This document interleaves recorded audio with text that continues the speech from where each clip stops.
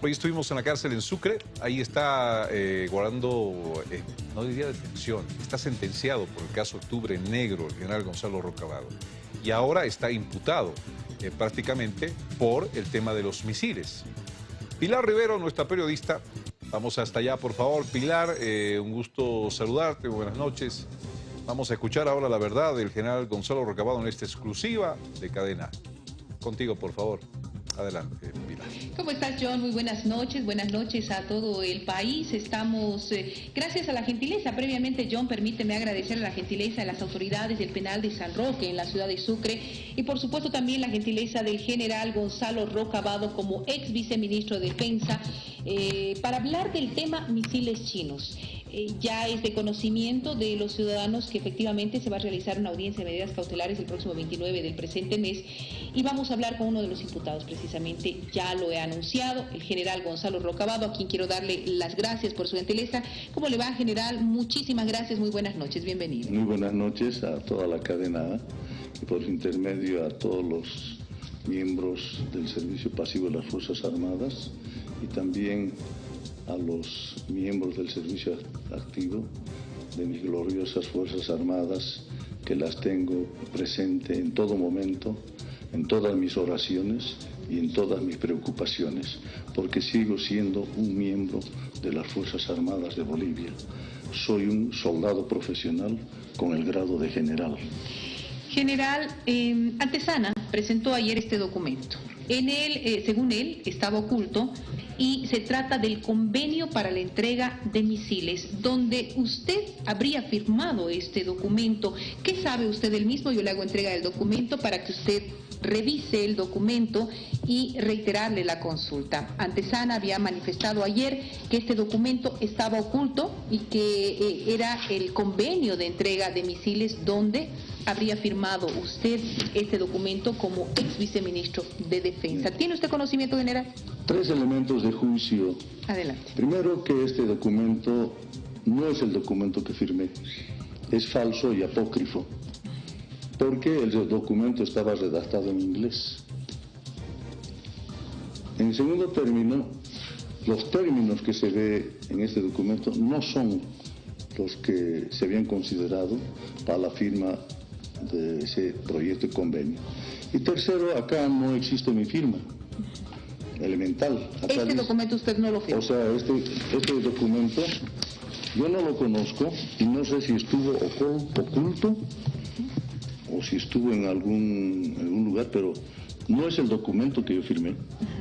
¿En algún momento usted firmó algún documento? ¿Quién le instruyó que lo firmara? Bueno, el documento que lo firmé fue anulado. No sé del paradero de ese documento.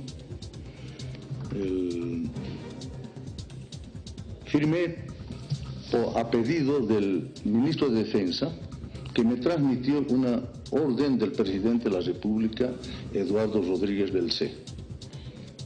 General, con ese documento que usted no tiene conocimiento del paradero, puede servir y puede significar que usted figura como único responsable en este caso, en el caso misiles chinos. Al menos es la única prueba física de este tema. No, porque no es un documento falso y apócrifo. Y acá no está mi firma, ni tampoco hay el membrete de viceministro de Defensa. Entonces esos elementos hacen ver que este documento es totalmente falso, apócrifo y tal vez falsificado. General, el entonces presidente Rodríguez Belcé está fuera de toda esta responsabilidad con relación al tema misiles chinos. ¿Cómo usted valora esta situación? La valoro de un punto de vista y una perspectiva negativa, porque el presidente Eduardo Rodríguez Belcé sabía de este trámite, de esta negociación sobre la entrega de los misiles chinos a una potencia extranjera. El ministro de Defensa llamó por teléfono al presidente Eduardo Rodríguez Belcé cuando fui convocado al Ministerio de Defensa, a las oficinas del ministro, en horas fuera de trabajo, y me puso los antecedentes de que había una decisión política de entregar los misiles a la agregaduría militar de Estados Unidos y que era una voluntad política y una decisión de gobierno. Le puse muchas objeciones al ministro de Defensa, relaciones con China, propiedad del Estado y el ejército boliviano, que se podía hacer por voladura la destrucción de esos misiles. Y finalmente sí sabía y tenía conocimiento del mando militar, y sí sabía el presidente. Él me reiteró que era prácticamente orden del presidente, y llama al presidente Eduardo Rodríguez Belcé de las oficinas del ministerio a Brasil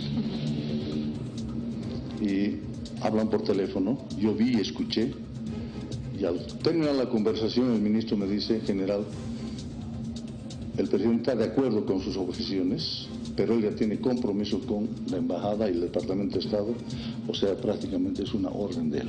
Es una instrucción del presidente. Se dice también que esta operación de entrega se habría manejado entre la alta cúpula militar. El ministro me dijo de que el alto mando militar tenía conocimiento, porque era un proceso largo de varios años atrás. Y obviamente las Fuerzas Armadas, los mandos militares no actúan por inducción, tienen que tener una orden, no actúan de motu propio. Quiere decir que había alguna instrucción para que el ministro de Defensa trate esos temas. Además de unos convenios internacionales, una resolución de la OEA del 7 de junio del 2005, la 2145, donde insta a los gobiernos a deshacerse del material peligroso, como ser bombas, misiles y todo material que pueda ser peligroso, tanto para los miembros de las Fuerzas Armadas como para la población. Y además convenios de seguridad global en cuanto a terrorismo internacional y evitar el tráfico de armas. El entonces comandante del Ejército, general Antezana, ¿qué papel jugó en todo este proceso, general? Primera premisa: el comandante del Ejército sabía, porque había autorizado incluso algunas inspecciones a este material. Otro comandante de ejército anterior también habían dado la orden para que se inspeccione este material por parte de la agregaduría militar de Estados Unidos. El general Antezana, por lo tanto, sabía, y a tenor de las palabras del ministro de que si el mando militar había sido consultado, bueno, es inferir de que el general Antezana sabía de esta negociación. General, este proceso de entrega, de forma breve le voy a pedir, por favor, este proceso de entrega, ¿cómo se llevó adelante? Cuéntenos cómo vivió usted este proceso de entrega de los misiles. Bueno, la actividad que yo tuve la noche en que se discutió este asunto de los misiles es de aproximadamente 2 horas o 2 horas y media, entre las 9:30 de la noche y medianoche del viernes 30 de septiembre, es decir, jueves 29 de septiembre a viernes, primeros minutos del viernes 30 de septiembre. Hasta ahí sé. Lo que sucedió después, quién, cómo entregó, quién ordenó, yo desconozco absolutamente. ¿Y cuándo salieron los misiles? Los desconozco. ¿Los misiles eran obsoletos? ¿Eran peligrosos? Eran peligrosos y obsoletos, porque habían sido manipulados, habían sido abiertas sus cápsulas de protección con gas nitrógeno, habían sido expuestos a la humedad, incluso habían sido transportados por tierra, lo que implica movimiento, golpeteo, etcétera, etcétera. Porque los misiles fueron llevados primero a Santa Cruz el año 2004, el 4 de enero, y vuelven el 6 de junio vía terrestre. Entonces estuvieron expuestos a la humedad y a condiciones climatológicas adversas durante 6 meses. No obstante que ese material debe ser preservado en condiciones mínimas o nulas de humedad. Según este documento, general, se habla de $400,000 a cambio de los misiles, y además como un reconocimiento en contra de la lucha contra el terrorismo. ¿Qué sabe usted de esos $400,000, general? Había una oferta global de $2.400.000 en equipo militar y $400.000 en libre disponibilidad. O sea, que las Fuerzas Armadas de Bolivia podían disponer libremente de esos $400.000 e iban a ser depositados en cuentas fiscales, no en cuentas particulares. Cuentas fiscales. ¿Estos misiles eran peligrosos, decía usted, eran obsoletos para los Estados Unidos?